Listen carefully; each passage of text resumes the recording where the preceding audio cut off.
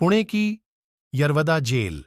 महात्मा गांधी ने ऐलान कर दिया था कि अगर 24 घंटे में दलितों के लिए अलग निर्वाचन क्षेत्र का फैसला वापस नहीं लिया जाता, वो अन्न त्याग देंगे, मरते दम तक भूखे रहेंगे। बॉम्बे, अब मुंबई का इंडिया मर्चेंट चैम्बर हॉल। बरामदे में जानी मानी हस्तियां जमा हो रही थीं। इन सब के पास एक मिशन था, बापू की जिंदगी बचाना। इसके लिए उनके पास बहुत कम वक्त बचा था। डॉक्टर भीमराव अंबेडकर का घर। वो गुस्से से भरे हुए थे। उनका कहना था कि गांधी जी का ये कदम एक चाल है।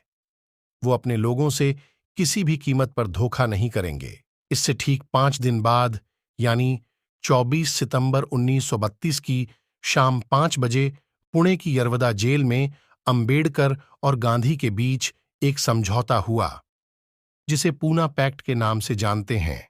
इसके समझौते के बाद दलितों को मिला दो वोट का अधिकार खत्म हो गया। इस घटना को आज 51 साल पूरे हो रहे हैं। जनवरी 1931 में लंदन में दूसरा गोलमेज सम्मेलन हुआ। इसमें महात्मा गांधी और डॉक्टर भीमराव अंबेडकर दोनों शामिल हुए। अंबेडकर ने यहां दलितों के लिए अलग निर्वाचन क्षेत्र की मांग रखी। सम्मेलन के समय ही महात्मा गांधी ने इसका विरोध कर दिया।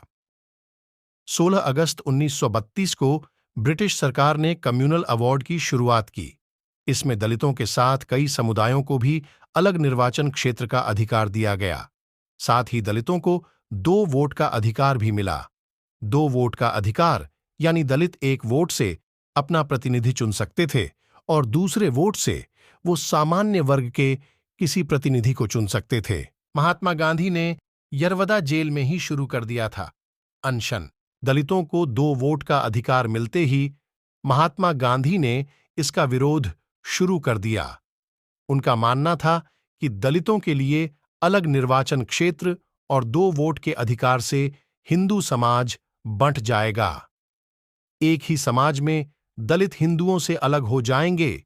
इसके विरोध में महात्मा गांधी ने ब्रिटिश सरकार को कई चिट्ठियां लिखीं।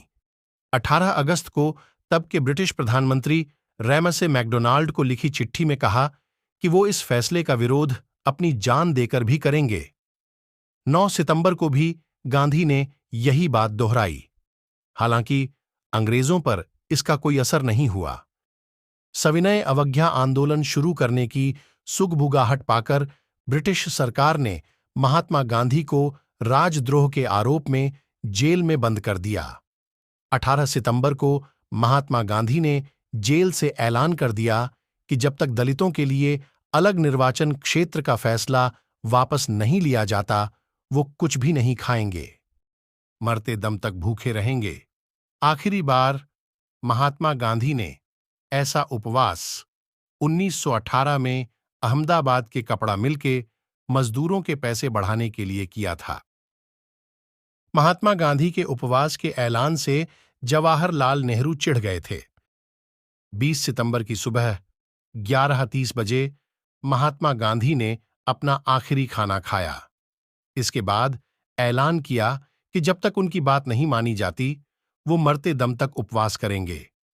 इसी दिन से उन्हें मनाने का सिलसिला भी शुरू हो गया। इस फैसले को लेकर बाद में जवाहरलाल नेहरू ने अपनी आत्मकथा में लिखा, अपने बलिदान के लिए इस तरह का मुद्दा चुनने के उनके फैसले से तब चिढ़ हुई थी। उधर लंदन में जब यह खबर पहुंची तो हंगामा मच गया। अंग्रेजों को डर था कि महात्मा गांधी के इस तरह की मृत्यु भारत के लोगों को भड़का सकती थी। ब्रिटेन ने साफ कर दिया कि वो कोई भी फैसला मानने को तैयार हैं जो हिंदुओं और हरिजनों को मंजूर हो। गांधी के इस कदम को डॉक्टर भीमराव अंबेडकर ने गुस्से में एक चाल बताया। डॉक्टर भीमराव अंबेडकर के लिए महात्मा गांधी का ये कदम किसी झटके की तरह था। वो गुस्से से भर उठे। यहां तक कि गांधी के इस कदम को अंबेडकर ने एक चाल बता दिया। 26 फरवरी 1956 को बीबीसी को दिए एक इंटरव्यू में अंबेडकर ने इसका जिक्र किया था। दूसरी तरफ पूरी मुंबई के हिंदू हरिजन नेताओं से मिलने लगे। महात्मा गांधी के स्वास्थ्य पर रोजाना अखबार में बुलेटिन छपने लगे। स्वास्थ्य जैसे जैसे बिगड़ता जा रहा था, देश में खलबली बढ़ती जा रही थी। कांग्रेस के नेताओं ने अंबेडकर को समझौते के लिए मनाने की कोशिश की। अंबेडकर ने दलितों को अधिकार दिलाने की बात को अपना कर्तव्य बताया। कहा कि भले ही उन्हें फांसी दे दी जाए, पर वे अपने लोगों से धोखा नहीं करेंगे। अंबेडकर को इस बात से समस्या थी कि संयुक्त निर्वाचन में अपर कास्ट हिंदू दलितों का शोषण ही करेंगे। अंबेडकर से गांधी के बेटे ने गिड़गिड़ाते हुए कहा, कहाँ था? तबीयत ज्यादा बिगड़ रही है। 22 सितंबर को अंबेडकर गांधी से मिलने यरवदा जेल में पुणे पहुंचे। गांधी के सेक्रेटरी महादेव देसाई के नोट्स के मुताबिक अंबेडकर ने कहा कि वे दलितों के लिए पॉलिटिकल पावर चाहते हैं, यह उनकी बराबरी के लिए जरूरी है। दोनों अपनी जिद पर अड़ेन रहे। 23 सितंबर को भी इस बात का कोई निष्कर्ष नहीं निकला। क्रिस्टोफ जाफर लॉट अपनी किताब डॉक्टर अंबेडकर एंड अनटचेबिलिटी में लिखा है कि अगली सुबह महात्मा गांधी के बेटे देवदास गांधी नम आंखों से अंबेडकर के सामने गिड़गिड़ाते हुए कहा, पिताजी की तबीयत ज्यादा बिगड़ रही है। अंबेडकर को आम लोगों से मौत की धमकियां मिल रही थीं। देश के सभी बड़े समाचार पत्रों में गांधी जी की बिगड़ती तबीयत और अंबेडकर की जिद की खबरें छप रही थीं। इन सबसे अंबेडकर पर दबाव बढ़ रहा था। अंबेडकर ने अपने दोस्त और तमिल नेता MC राजा से इस बारे में बात की। राजा ने अंबेडकर को समझाया। उन्होंने कहा कि देश के लोग दलितों को बारे में हमेशा यही मानसिकता बनाए रखेंगे कि इन लोगों ने गांधी जी की जान के लिए भी समझौता नहीं किया। आखिरकार 25 सितंबर की शाम 5 बजे पूना पैक्ट साइन हुआ। यरवदा जेल में उपवास के तीसरे दिन यानी 23 सितंबर को महात्मा गांधी का ब्लड प्रेशर खतरे से ऊपर बढ़ने लगा। अंबेडकर समझौते के लिए तैयार हो गए। 24 सितंबर को शाम 5 बजे पूना पैक्ट पर 23 लोगों ने साइन किए। हिंदुओं और गांधी की ओर से मदन मोहन मालवीय ने इस पैक्ट पर हस्ताक्षर किए। वहीं दलितों की तरफ से अंबेडकर ने साइन किए। समझौते में तय हुआ कि दलित भी अपर कास्ट हिंदुओं के साथ ही वोट करेंगे।